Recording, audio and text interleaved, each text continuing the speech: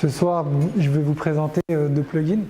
Donc, deux plugins, le but du jeu, c'était de trouver deux plugins qu'on trouve dans le marketplace qui sont libres et sous la version 7.0 ou bien 7.1. J'en ai jamais utilisé sous ces versions-là. Je me suis un peu baladé pour voir ce que je pouvais présenter. Et le premier que j'ai voulu présenter, puisqu'il est un peu plus fonctionnel que les autres plugins que vous avez vus juste avant, c'est Asset Dashboard, développé par une équipe indienne. Donc vous pouvez voir leur page Git, si j'arrive à accéder, ici. Donc c'est un projet open source qui est disponible sous Liferay 7.0. Personnellement, j'ai téléchargé les sources et je l'ai fait tourner, enfin je l'ai entre guillemets migré sur du 7.1 et il marche à peu près bien. Il faut juste, comme on passe sur du Bootstrap 4 en Liferay 7.1, il faut juste changer quelques classes en fait, c'est classe CSS. Donc maintenant, je vais vous présenter ce qu'il fait. Donc c'est très simple. Il répertorie un peu tous les assets qu'on a dans notre compagnie et il en fait un résumé, enfin pas un résumé, mais il les liste en fait. Donc j'ai trouvé ça intéressant dans un premier temps parce que c'est un besoin qu'on m'a déjà remonté chez un de mes clients. Donc ne pas avoir à changer de page ou bien pouvoir avoir une vision globale de tout ce qui est sur le portail. Ça m'a déjà été remonté même sur la mission sur laquelle je suis en ce moment. Donc c'est pour ça que j'ai sauté dessus. Je me suis dit bon bah tiens on va l'essayer, on va regarder ce qu'il y a dans le ventre, comment c'est fait et je vais en profiter pour le présenter à tout le monde. Donc voilà, ça se présente comme ça. La première chose à faire, c'est d'aller quand on l'installe, c'est d'aller dans la configuration. Et là, on a la liste des assets qu'on peut avoir. Donc on a les blogs, les documents, les formulaires, pardon, les utilisateurs, les contenus web et aussi les pages wiki. Donc moi j'ai choisi de tout mettre, mais on peut en enlever un par exemple. Et il nous affiche ce qu'on a demandé. Ensuite c'est très simple. Si par exemple on veut avoir les contenus web, on clique dessus, il va les charger et il va nous afficher tout ce qu'on peut voir un peu, vous savez, dans la table à cette entrée, on va dire. Et ce qui est intéressant, c'est que ce qu'on ne peut pas faire dans le back-office de Liferay, c'est qu'on peut trier sur tous les champs. C'est-à-dire sur les statuts, sur le nombre sur la date de création, le titre. Enfin, ça c'est pas mal parce que c'est quelque chose qu'on ne peut pas trier sur tous les champs sur le back-office. Et deuxième truc intéressant que j'ai trouvé, c'est que on a un petit live search sur le titre. Donc ça permet de retrouver un contenu assez rapidement. Moi je me suis trompé quelque part. Title 3 par exemple. Bon, j'en ai plusieurs qui s'appellent comme ça, mais c'est assez intéressant. Du coup, voilà. Ensuite, maintenant, comme j'en ai profité c'est un projet qui est disponible en 7.0, je l'ai migré en 7.1, j'en ai profité pour regarder comment c'était fait dans le code. Donc attention les yeux. L'affichage, je pense que vous l'avez remarqué, c'était du JavaScript. Donc c'est du jQuery basique. Et ce qui est un peu plus intéressant, c'est comment il récupère les assets, donc les contenus, ils font des dynamic query. Donc si vous avez une grosse volumétrie, il faut faire attention. Il faut peut-être anticiper ce côté-là, parce que les dynamic query, je sais que par expérience, sur les grosses volumétries, ça peut être instable. Ensuite, donc pour générer tout ça, j'ai utilisé, comme vous voyez, j'ai pas rentré les 250 contenus web à la main. J'ai utilisé un plugin, c'est le deuxième plugin que je voulais vous présenter, qui s'appelle Dummy-Factory. Je ne sais pas si je le prononce bien. Dummy-Factory. Et qui a été justement développé par... en fait, c'est celui qui a fait aussi Damascus, que Seb a présenté dans une autre conf. Donc là, cette fois-ci, en fait, son plugin, il est directement disponible en 7.1, mais dans le marketplace. Pour l'instant, il n'a pas encore publié la version 7.1, il s'est arrêté. Et en 7.0, vous allez voir pourquoi tout de suite. Alors déjà, qu'est-ce qu'il fait? Il permet de créer en masse toutes sortes de contenus, en fait. Que ce soit des sites, des organisations, des catégories, des contenus web. Et c'est intéressant parce que si on veut faire un POC assez rapidement, on peut faire un site assez enrichi, même si il a ses limites, mais on peut faire un site assez enrichi en très peu de temps. Donc il se présente ici dans la partie apps du back-office. Il a son entrée ici. Et par exemple, alors dans la version 7.0, on n'a pas la possibilité de créer des wikis. D'ailleurs, la version, dans la version que j'ai téléchargée dans le master, la création de wiki ne fonctionne pas. Donc je pense que c'est pour ça aussi qu'il ne l'a pas publié sur le marketplace. Je pense qu'il doit corriger 2-3 bugs avant. Mais ça reste intéressant parce que c'était une fonctionnalité qui n'y était pas et c'est quelque chose quand même qui peut servir.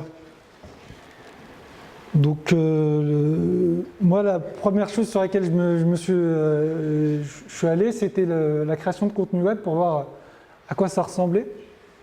Et vous pouvez voir que, en fait, c'est un formulaire, on met le nom du premier contenu web. Et ce qui est intéressant, c'est qu'on peut dire dans quel site on veut qu'il soit publié. Et il y a un petit lien option en bas. Dommage parce que ça, c'est le plus intéressant du plugin, et on ne le voit pas très bien. C'est qu'on peut rajouter des paragraphes aléatoires où on peut choisir une structure donc, pour laquelle on veut publier le contenu, ou bien on peut demander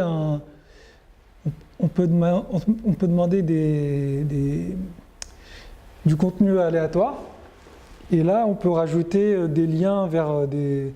Donc on peut dire je veux que mon titre il est 5 mots par exemple, avec 3 paragraphes et 3 images par exemple. Et là, par contre, il faut lui envoyer le lien des 3 images. Et ensuite, il va les placer aléatoirement à chaque fois dans le... Alors, ce qui est intéressant, c'est qu'on peut lui dire, on peut lui mettre 3 liens, faut lui mettre 3 liens au minimum, mais parce qu'il y a 3 paragraphes, il ne faut pas que le nombre de liens soit inférieur au nombre de paragraphes. Enfin, je ne sais pas trop pourquoi ça a été pensé comme ça, mais c'est la règle. Mais enfin, c'est pas contrôlé, ce qui est un peu dommage, c'est quand on valide, c'est pas contrôlé.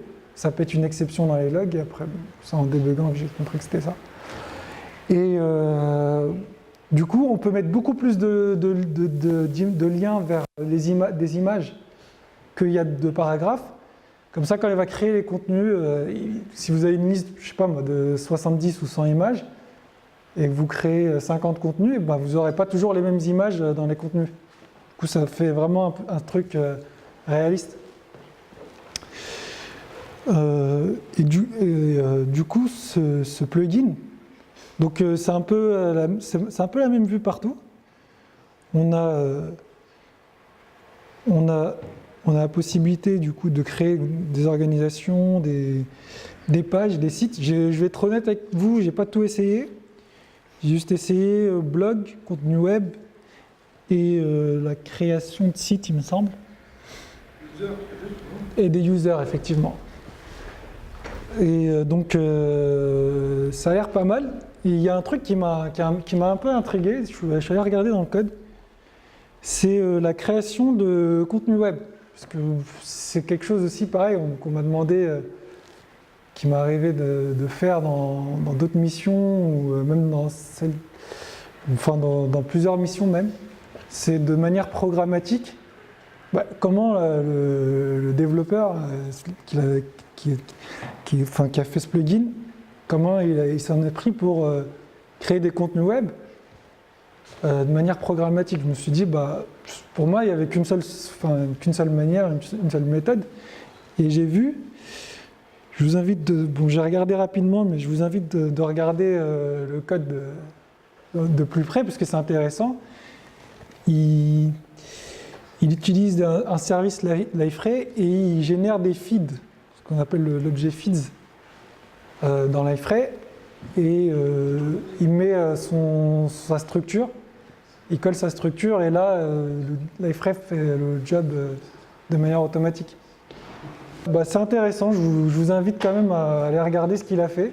Surtout si un jour vous êtes amené à créer, parce qu'on est souvent amené à réutiliser les objets de Liferay, des fois pour éviter de créer des tables en plus, des fois pour refaire un petit peu le back-office ou des comportements natifs. Donc je vous invite à regarder son code, c'est assez bien fait et ça sort un peu de l'ordinaire.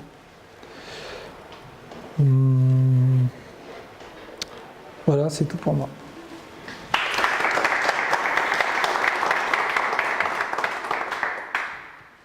Est-ce qu'il y a des questions ?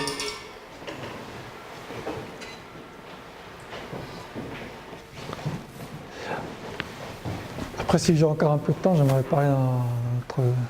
Moi, juste, pendant qu'on y est, j'aimerais juste voir, quand on clique sur les users, pour voir ce que ça donne, la répartition. Sur les users ici ? Non, dans le... sur le dashboard.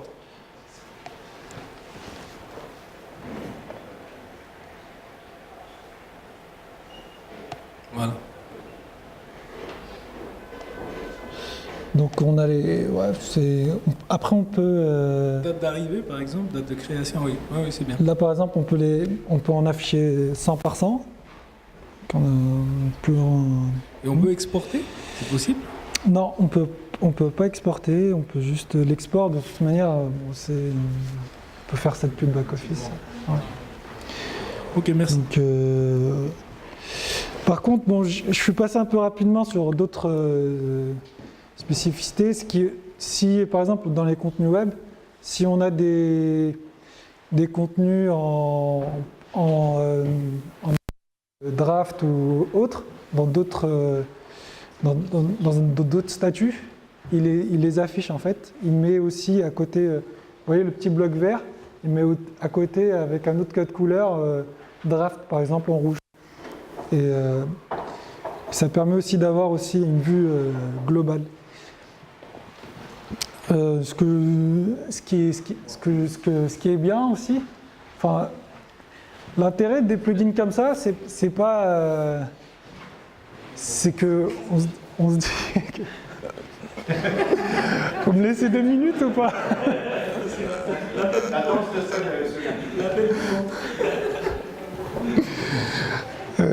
Donc très rapidement, ce qui est intéressant, c'est que ce genre de plugins, ils peuvent être, on peut les évoluer et les mettre à notre sauce. Donc ça peut être une bonne base pour de travail en fait. Des questions Donc, je pense que tu viens de répondre. Tu as anticipé ma question. Est-ce qu'on peut les faire évoluer, par exemple, pour les documents peuvent avoir l'historique d'un document pour voir quand elle a été changée. Oui, qui... moi, par exemple, je trouve qu'il manquait 2-3 trucs. Par exemple, dans chaque ligne, j'aurais ajouté un lien, par exemple, un lien ou une liste déroulante pour dire dans quelle page j'ai déposé le contenu en question, pour les contenus web, parce que donc c'est sur ça que je me suis dirigé en premier, ou bien quel rôle a le droit de le voir, cet asset ou quelque chose comme ça. Et c'est bien parce que ça fait une bonne base et c'est comme ça qu'on avance en fait. Donc oui, on peut effectivement faire évoluer les plugins. Donc moi je les ai installés, il y en a un que j'ai migré. Sinon, et puis justement, ce qui est intéressant, c'est qu'il y a pas mal de plugins disponibles sur Liferay 6.2 qui sont super intéressants et qui n'ont pas été encore, qui sont pas disponibles sur la 7.0 et la 7.1. Donc pareil, si vous avez du temps à faire contribuer, quoi, faites-vous plaisir, lâchez-vous.